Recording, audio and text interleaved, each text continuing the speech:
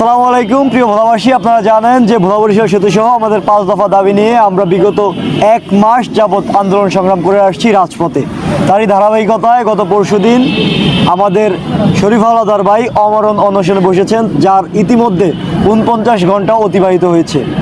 আমরা এই অনশনের মাধ্যমে যাতে কোনো প্রাণবিন্যাস না হয় তার আগেই আমরা ভোলা বরিশাল সেতু বাস্তবায়নের জন্য আগামীকালকে শাহবাগে একটি মহা সমাবেশ ডেকেছি, যেখানে ঢাকাস্থ সকল ভোলাবাসী সহ ভোলা থেকে আজকে অনেকেই লঞ্চ যোগে ঢাকায় আসতেছেন।